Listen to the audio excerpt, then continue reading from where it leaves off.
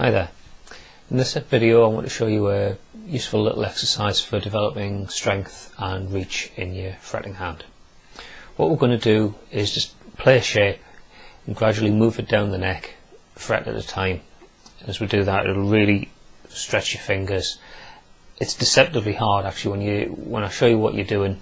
You think actually that's reasonably straightforward, but when you come to put your fingers onto the neck and try and play the shape through, it might be a bit more of a struggle than you're expecting, but don't worry about that. Persevere and practice should come with time. Okay, so let's take a look at what we're going to do. Okay, so what we're going to do is start off with our first finger on the first string at the 12th fret, second finger at the 13th fret, third finger on the third string at the 14th fret, and fourth finger on the fourth string at the 15th fret. So we've got like a diagonal pattern across the four strings along length of 4 frets, and we'll get something that sounds like this.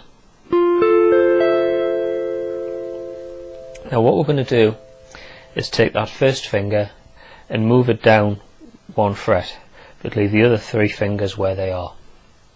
We'll get something that sounds like this. Then leave the first finger where it is, but now we're going to move the second finger down by 1 semitone, so that's now on the 12th fret on the second string. We'll get this.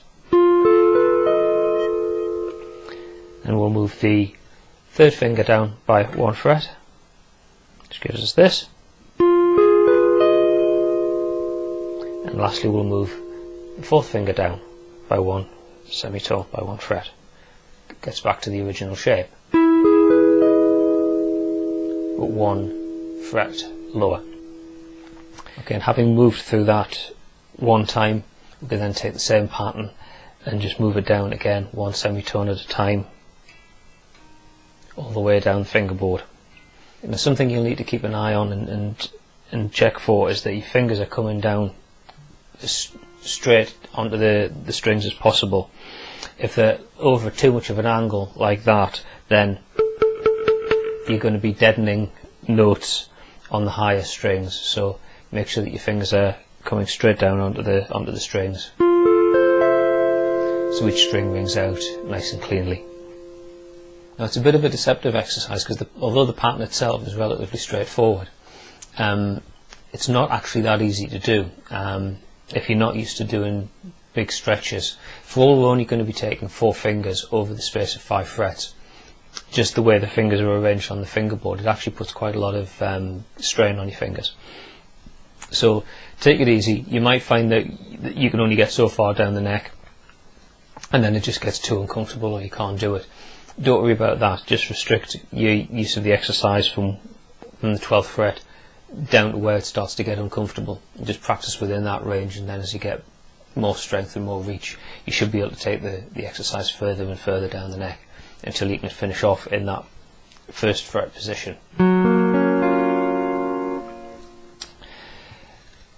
It's not particularly musical as an exercise, so don't get too hung up on analysing what notes you're playing. Yes, you are starting off on a major 7th arpeggio, and then go down to a dominant 7th arpeggio, and so on. Don't worry about that. Really, it's a geometric exercise. It's about where the fingers are moving to on the neck rather than the notes that you actually play.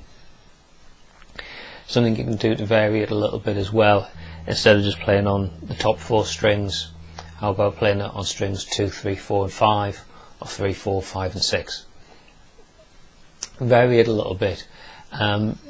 It's worth incorporating into your practice routine. It's not the most exciting exercise in the world, but it is worth doing, as it will build up the strength and reach in your fretting hand. So if you find it a little bit difficult, stick with it, persevere. It's a good exercise to have in your vocabulary of practice material. So there's something to practice. Have fun with that, and I'll catch you up with you in another video sometime soon. Bye for now.